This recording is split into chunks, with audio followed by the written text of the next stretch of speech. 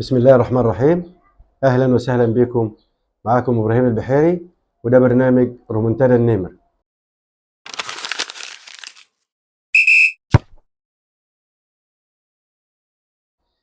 النهاردة عندنا حلقة من العيار التقيل، وهي ربع نهائي بطولة العالم. وبنتكلم النهاردة على فرقتين من قارتين مختلفين، بس بيجمعهم حاجة واحدة، إن هم عاوزين يمشوا بعيد قوي في البطولة. الفرقة الأولانية بتاعتنا هلالنا العربي، وده اللي نتمنى إن هو يوصل، مش يوصل، هو البطولة اللي فاتت كان في النهائي. احنا عاوزينه بإذن الله يحقق البطولة، لأن ما عادش الممثل العربي الوحيد اللي لسه موجود في البطولة. الزعيم الموج الأزرق الهلال السعودي هيلاعب السامبا البرازيلية فيلومينينسي. زي ما احنا عارفين الفرقتين زي ما قلنا عاوزين يوصلوا بعيد في البطولة. يعني فيلومينينسي جاي، الدوري البرازيلي يعتبر هو الدوري الوحيد اللي شغال في العالم، فالفرق البرازيلية كلها جاهزة. عشان كده هم بيلعبوا ماتشات جامدة جدا، فرقة عالية قوي. نبدأ مع الفرقتين ونشوف هم وصلوا ازاي. دي البداية. نتكلم عن الهلال ونقول ان الهلال هو يعتبر اكتر نادي مستقر في اسيا، وجاي من تجربة او من تجارب قبل كده عمل فيها سمعة حلوة قوي، والبطولة اللي فاتت وصل للنهائي. فالطموح عالي قوي السنة دي، وهو ان هو يحقق البطولة. وفي المقابل فلومينينسي طبعا هو بطل ليبرتادوريس، واول مرة يشترك في البطولة، وطبعا هو عاوز يقوم بالواجب، لان طبعا ده الممثل الوحيد للسامبا البرازيليه.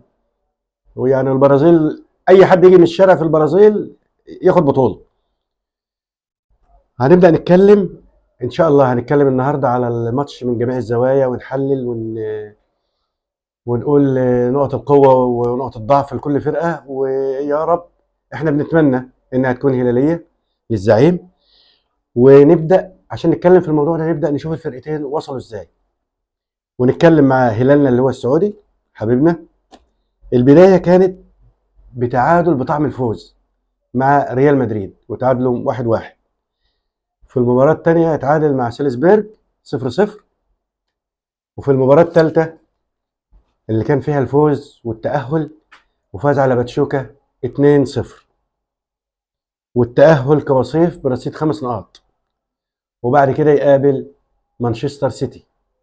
اه والله مانشستر سيتي بتاع جوارديولا اللي مدوخ الدنيا، بس الهلال قطعه وحط عليه وعمل عليه حفلة كبيرة، ولعب بفن ومعلمة وفاز 4-3، وقدر يوصل لربع النهائي. نيجي بقى لفرقة فلومونينسي ونشوف هي اتأهلت ازاي.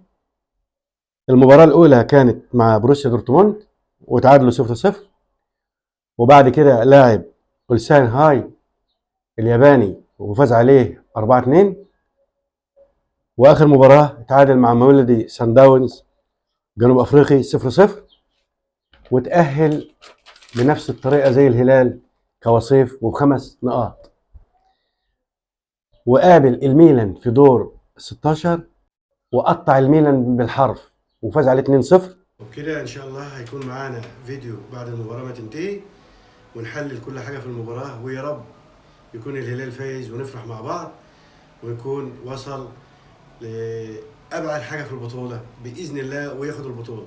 يا رب نيجي مع بعض على اخر المباراه يكون الهلال فايز، وسلام.